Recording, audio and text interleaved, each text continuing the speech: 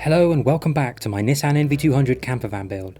While I continue working on my van projects, I thought I'd share what I consider to be my top 10 essentials for days and nights away in the van. While I've adapted these for my NV200, I'm sure many of them would work brilliantly on other small and large vans. These are all things I haven't featured in my van build series already. If you haven't watched my videos yet, then be sure to check them out after this. If you're interested in any of the things I feature, I've put links in the description below. My first essential is a common one, and one which features in lots of van builds: fairy lights. It's all well and good having practical and bright ceiling spotlights in the van, but nothing makes a space cosy and homely like a set of fairy lights. I got this 12 metre long set of USB powered fairy lights for under £10, and with a ceiling circumference of 6 metres, they fit around the NV200 twice. How are they attached to the ceiling? Well, they're held in place with a set of clear command hooks. I cut the tabs off so as to neaten them up, and then evenly space the hooks around the ceiling. They adhered really well to my wooden ply panels and are barely noticeable.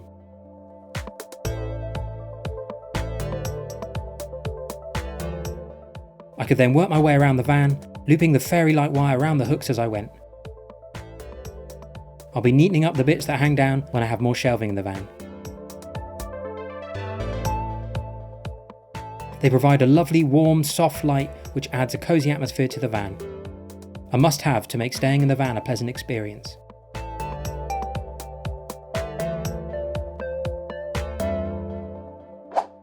Next up, when it's rainy and you don't want your wet coat lying around in the van, put in a coat hook. I built 2 of these by screwing a hook onto an offcut of plywood, which I shaped and sanded a little. I epoxied an M6 bolt into the back of them, and this makes them suitable for some of the many screw threads that can be found in the walls of the NV200. Midway down both sides of the NV200 can be found an M6 screw thread close to the ceiling and the sliding doors, making it an ideal location for a hook. Whilst I've made mine out of a fairly chunky piece of wood, I'm sure there are many other options out there. Being screw-in, they are easily removable if you decide to use the holes for other things, but as we head into winter, there's something I really value in my van.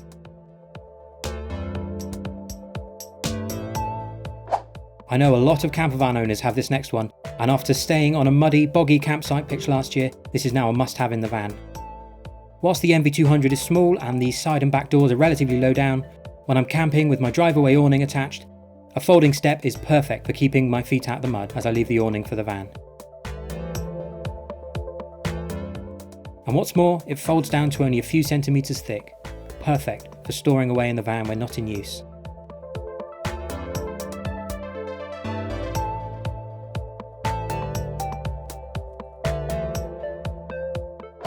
Next up is a ceiling net, super handy storage, especially when you're lying in bed. I got my net off Amazon. It measures 100 by 40 centimetres and its elasticated edges make it perfect for stringing across the van ceiling. Above each of the front seats is an M8 screw thread, and I got some sturdy metal eye bolts to go into these.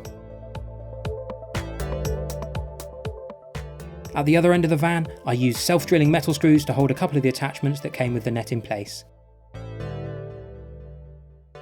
To attach the net, I hooked one end of the eye bolts with clips and looped the elastic around the attachments on the other end. Perfect for storing light objects on, which I found very practical at night time.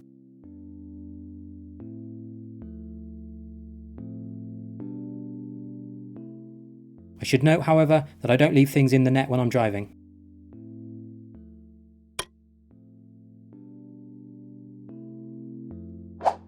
Believe it or not, the NV200 Ascenter model doesn't come with any sun visor mirrors, and one of the first and easiest parts of my van conversion was to put one in on the passenger side. I found a small 15 by 10 cm Perspex mirror on Amazon and glued it in. Not as neat as a factory fitted one, but nonetheless a simple, cheap and very practical addition to the van. Having a day out or a few days away in the van is great, but you don't want to be running out of water. I found this perfect NV200 sized 5.5 litre water bottle online and have been so impressed with it. It's well made, thin enough to fit in the smallest of spaces, and holds more than enough water for a long day out.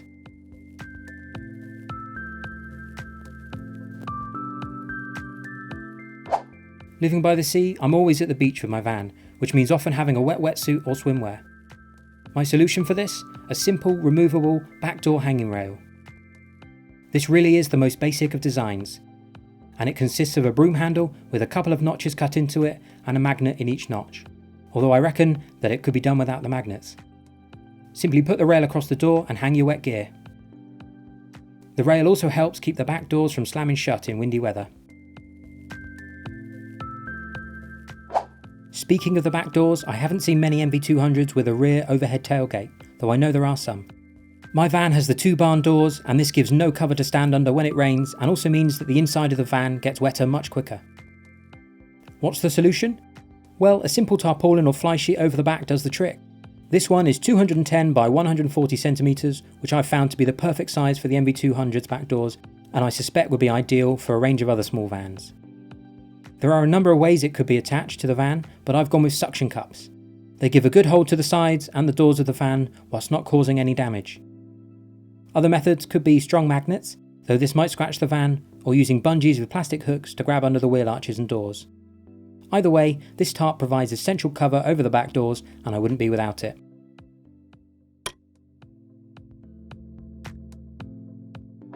Wind deflectors are another addition that many vans and cars have. These tinted Heko ones have proved themselves time and time again.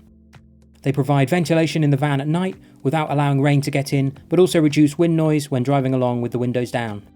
They have 2 metal clips which are pushed into the window channel, some sticky tape goes on the deflector, and then they can be gently bent in place. They're held in place by the metal clips and tape when the windows are down, and are wedged in when the windows are closed. Oh, and they look super sleek on the van too.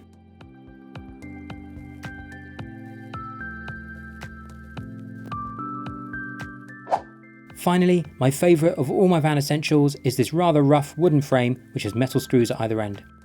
Whilst it isn't very exciting, its function within the van definitely is.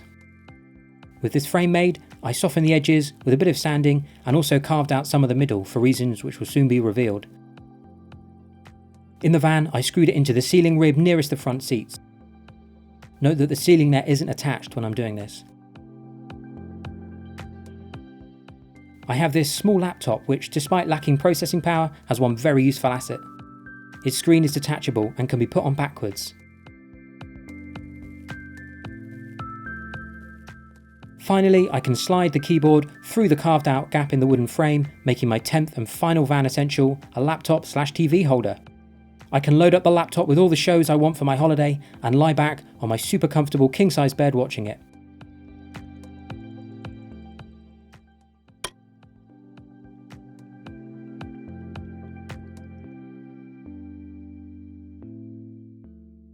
When I'm done with the laptop, I can safely store it away in the large pocket I made on the back door of the van. So, those are my top 10, but I'd love to know what your van essentials are. Let me know in the comments below.